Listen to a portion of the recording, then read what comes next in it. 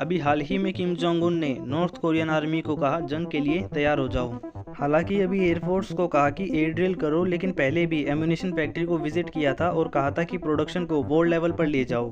किम की ये statement matter करती है क्योंकि भले ही नॉर्थ कोरिया वॉर में नहीं है, लेकिन उनका एक फ्रेंड रशिया वॉर में है और नॉर्थ कोरिया और वहाँ के लोग जिंदगी ही कुछ ऐसे जीते हैं कि वो खुद को हमेशा वॉर में मानते हैं दुनिया के साथ। नॉर्थ कोरिया ने जिस तरीके से अपना आइसोलेशन खत्म किया है ना, जिस तरीके से वो लॉकडाउन में सबसे अकेला हो गया था, उसके बाद जिस तरीके से वो बाहर आ रहा है और रशिया और चाइना के साथ अलाइन कर रहा है, एक नया ही ग्रुप फॉर्म कर रहा है। अब वेस्ट में तो इस ग्रुप को लेकर बात हो ही रही है, लेकिन विद इन चाइना भी इस ग्रुप को लेकर बात हो रही है कि चाइना ये ध्यान रखे कि रशिया के साथ नॉर्थ कोरिया ज्यादा अलाइन ना हो जाए। रशिया और नॉर्थ कोरिया अलाइन हो रहे हैं, लॉन्ग टर्म में ये जियोपॉलिटिक्स में चाइना को पसंद नहीं आएगा, लेकिन चाइना इसे चाहकर भी रोक नहीं सकता। इसकी दो मेन वजहें हैं। पहली तो ये है रशिया यूक्रेन की वॉर। ये चाइना नहीं बल्कि नॉर्थ कोरिया है जिसने रशिया की मदद करी है, अपनी आर्मी को भेजा है, अपने एम्यूनेशन को दिया है।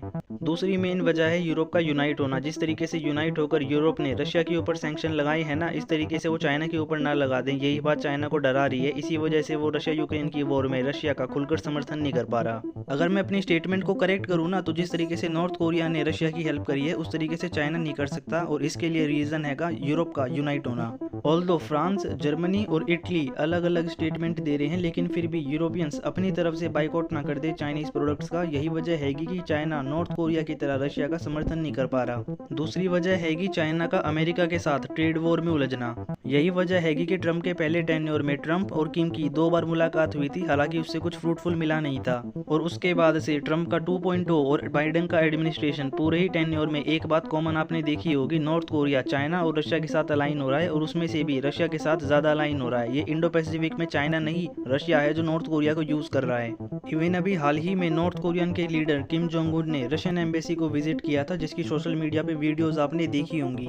और ये मीटिंग काफी खास समय में हुई है। अभी हाल ही में रशिया और नॉर्थ कोरिया ने एक रोड बनाने का फैसला किया है जो दोनों ही देशों को कनेक्ट करेगा, और ये एक बड़ी डेवलपमेंट है क्योंकि इससे पहले दोनों ही देशों को कनेक्ट करने के लिए एक रेल ब्रिज था जिसे फ्रेंडशिप ब्रिज बोलते हैं, और ये कोल्ड वॉर के समय बनाया था। और ये जो नया रोड बनेगा ये इसी के साइड में बनेगा। और जो बड़ी डेवलपमेंट हुई है उसमें से एक बड़ी डेवलपमेंट ये है कि रशिया ने फाइनली एक्नॉलेज किया है और नॉर्थ कोरिया ने भी एक्नॉलेज किया है कि हमने अपने सोल्जर्स को यूक्रेन में लड़ने के लिए भेजा है। इससे पहले सिर्फ वेस्ट की तरफ से आवाज आ रही थी, यूक्रेन की तरफ से आवाज आ रही थी कि हमने नॉर्थ कोरियन सोल्जर्स को कैप्चर किया है।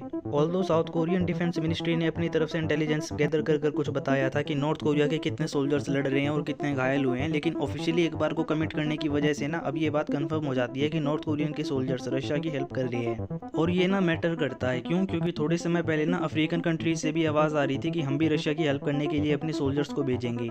ना जिस तरीके से दूसरे कंट्रीज के सोल्जर्स को रशिया मैदान में लेकर आ रहा है ना, ये जस्टिफाई करता है कि वेस्ट यूक्रेन की हेल्प करे, क्योंकि वेस्ट ने ना अभी तक सिर्फ एम्यूनेशन की ही सप्लाई करी है, जबकि रशिया सोल्जर्स तक को लेकर आ रहा है। ये जस्टिफाई करता है क्योंकि एक बार को ब्रिटेन, फ्रांस, जर्मनी खबर आ जाती है कि इनके पीस कीपर्स रशियन बॉर्डर के पास यूक्रेन में तैनात होंगे, लेकिन ऐसा अभी तक कुछ भी नहीं हुआ। और दूसरी कंट्रीज के सोल्जर्स को इस तरीके से रिक्रूट करना ये एक्चुअली में बताता है कि रशियन आर्मी उतनी पावरफुल नहीं है जितना उसको मीडिया में बताया जाता है। वर्ल्ड फायर पावर इंडेक्स में रशिया और यूक्रेन के बीच में बहुत ज्यादा गैप है, लेकिन उसके बाद भी यूक्रेन ने रशिया को बहुत नुकसान पहुंचाया है। और रशिया ने जो मदद एक बार को अफ्रीकन कंट्रीज से ली है ना, उसको उसने चुका भी दिया था सस्ते दाम पर अनाज देकर, और ऐसा ही कुछ उसने नॉर्थ कोरिया के साथ भी करने की कोशिश करी, लेकिन अफ्रीकन कंट्री से जो सपोर्ट लिया वैसा ही नॉर्थ कोरिया से ले रहा है। तो इसमें काफी डिफरेंस हैगा। डिफरेंस ये हैगा, नॉर्थ कोरिया एक न्यूक्लियर पावर कंट्री है।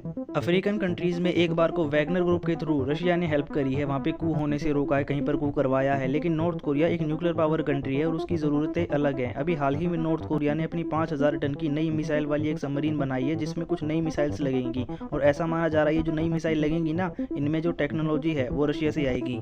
यही वजह हैगी कि नॉर्थ कोरिया और रशिया जिस तरीके से एक दूसरे के करीब आ रहे हैं ना, इसमें दोनों के ही इंटरेस्ट सर्व हो रहे हैं। आपने देखा होगा रशिया दुनिया को ये दिखाना चाह रहा है कि हम आइसोलेट नहीं हुए सैंक्शन लगाने के बाद भी, और नॉर्थ कोरिया भी सेम करना चाहता है। लेकिन अभी जो व्हाइट हाउस को लीड कर रहे हैं ना, वो है रिपब्लिकन, वो है ट्रंप, और ट्रंप नहीं चाहते कि रशिया ज्यादा अलाइन हो जाए चाइना के साथ, इसीलिए एक बार को नॉर्थ कोरिया के साथ जो अलाइनमेंट हो रही है ना, उसको थोड़ा बहुत वो एक्नॉलेज कर रहे हैं। और ये बात आपने आपने नोटिस भी करी होगी, जब से ट्रंप ने व्हाइट हाउस को संभाला है वो कई बार कह चुके हैं कि मैं रशिया के ऊपर से सैंक्शन हटाऊंगा, कोशिश करूंगा कि वो चाइना के साथ ज़्यादा अलाइन ना हो जाए, क्योंकि इंडो पैसिफिक में अकेले चाइना को काउंटर कर पाने में भी यूएसए को काफ़ी प्रॉब्लम हो रही है। लेकिन अगर इसमें रशिया भी नॉर्थ कोरिया के साथ मिलकर चाइना को सपोर्ट करने लग जाता है ना, तो यूएसए को काफ़ी दिक्कत होगी। बेसिकली लंबे समय से यूएसए की पॉलिसी रही है इंडो पैसिफिक खुला रहे, अगर एक बार को इसमें चाइना आएगा ना तो हम उससे काउंटर कर लेंगे, लेकिन रशिया ना आए, रशिया यूरोप में ही उलझा रहे।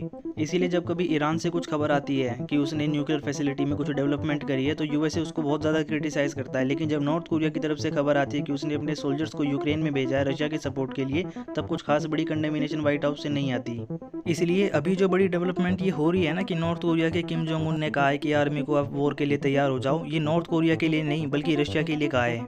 नॉर्थ कोरिया फिर से अपनी एक आर्मी का बड़ा बैच, जहाँ तक मैं मानता हूँ, भेजने वाला है रशिया में, और यूएसए पहले की तरह यूएन में जाएगा, सैंक्शन लगाने की बात करेगा चाइना पे, उन कार्गोज पे जिनको यूएस ने देखा है कि वो ट्रेड कर रही हैं इलीगली चाइना के साथ। और ये ना यूएसए की लार्जर जियोपॉलिटिक्स का हिस्सा है। ऐसा कर कर एक बार को यूक्रेन के ऊपर दबाव बनेगा, क्योंकि अब नॉर्थ कोरिया की और भी आर्मी आ रही है रशियन को सपोर्ट करने के लिए। ऐसे में वो यूएस के पास जाएगा सपोर्ट मांगने के लिए, और तब ट्रंप कहेंगे हमारे साथ डील करो मिनरल्स को लेकर। दूसरी तरफ जो ट्रंप की लंबे समय से सोच रही है, हमने सैंक्शन लगा कर रशिया को चाइना के साथ अलाइन कर दिया है ना, उस आइसोलेशन को हम खत्म करेंगे और नॉर्थ कोरिया को रशिया के पास ले आएंगे। और लार्जर जियोपॉलिटिक्स में ना ये यूएसए के लिए काफ़ी बेनिफिशियल है, क्योंकि नॉर्थ कोरिया के बहुत सारे सोल्जर्स मारे जा रहे हैं और इनकी लाशें जब घर जा रही है ना, तो नॉर्थ कोरिया में क्या माहौल है, व्हाइट हाउस में ये डिस्कस हो रहा है। इससे एक बार को नॉर्थ कोरिया में रिजीम तो चेंज नहीं होगी। और यहाँ पर मैं एक बहुत डीप एग्जाम्पल दे रहा हूँ, शायद से आप समझ जाओ। एक चींटी मारने को लेकर ह्यूमैनिटी बीच में आ जाती है, लेकिन एक मच्छर मारने पर हमें दया नहीं आती।